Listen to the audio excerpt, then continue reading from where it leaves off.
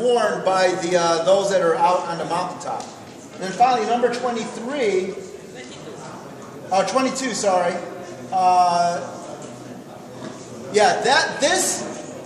The field note said it was a cotton gin.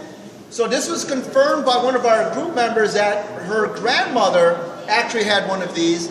And you'd run cotton through it, and you'd crank it, and it would crush the seeds to destroy the seeds in the cotton, and then they'd comb the cotton to separate it. So that actually crushed cotton seeds, which you would then weave.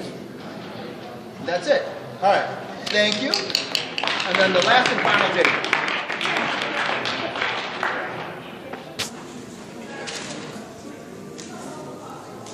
No, we are yellow. I know, I asked Ran, are you yellow? He said no. Nobody wants to be yellow. You know, in our culture, that means that you're talawan, you're a coward. But we're yellow, and our leader is Joe Wisit, and I'm the scribe. The people from the yellow group came from Baguio, Bukidnon, Nueva Vizcaya, Los Baños, and Candon, Ilocos Sur. So we are rather scattered all over the country. We had 4 items. Number 1 is the basket.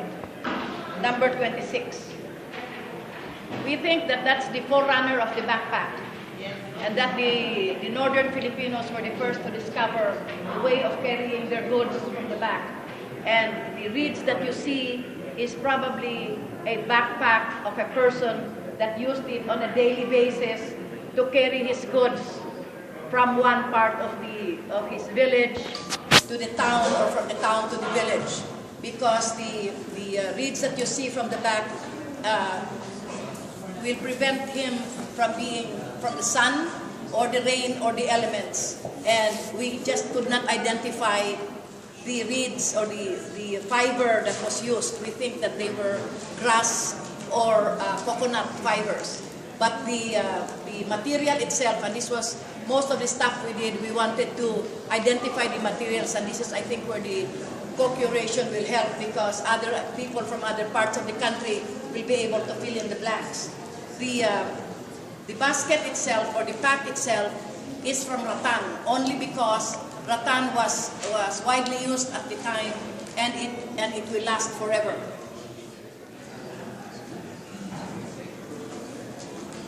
So that was number 26. Our next one was the spears. Number 25.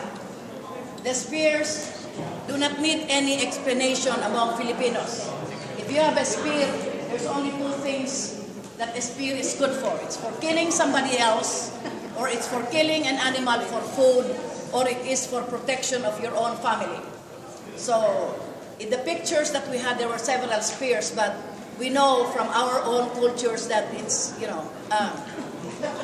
no need to elucidate.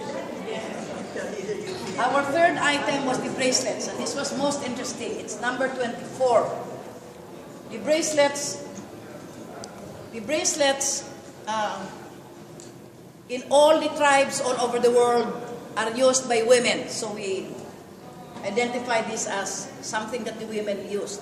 And since they are from the wrist to the forearm, we think that it was for women, and these were for women who had a higher caste in their local society, and also because the colors are black, green, and yellow. We don't know what it signifies, but we realized that in the last few years, a lot of old beadwork has returned to our culture.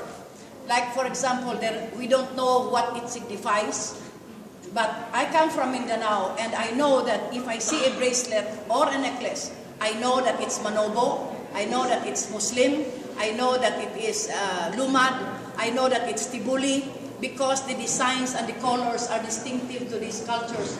And in those cultures, they have meaning. The design has a meaning that we need to discover in one of our Kwentos for this particular item. I think we will need all your help and research to identify what it was for. But we think that it was for women, and that it was decorative, and that the women that used it had a higher ranking in their society and in their culture. Our final item, which is really very interesting, is the sled, number 23. It looks like the sleds that the Alaskans use to traverse on the ice, but the thing that you see that looks like a basket woven is actually the part of the sled that you put on the side, so that the things that you put on the sled will not fall off. And to see that without a hinge that comes from Menards, you know that we were very advanced in having a hinge that would fold up. We think that it was used for carrying heavier load, firewood, maybe pots that had grain inside. And if you realize that in that part of the world, in the Philippines, there were no cars. Some areas to the present time don't have streets. So, and it has a handle. So there is a portion where you carry it, the load is there, it won't fall off, and maybe heavier load than what would be accommodated on a backpack. Can I add? Actually, that's a backpack. That one, that actually goes into the hat. That opens up. It is what you call it? It's a dagi.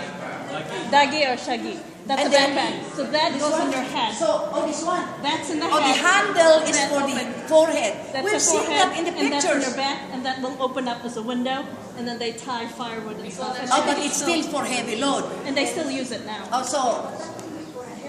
Here, look. He has it here. God, now we have another cuento to come in. Oh, It's on our website.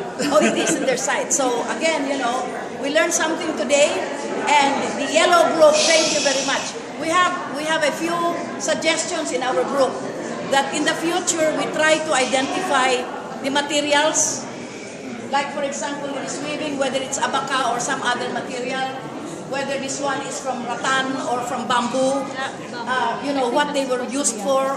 So the future, and finally, we would like to thank the Field Museum for giving us this opportunity to learn something deeper and greater about our own culture. We are richer for this.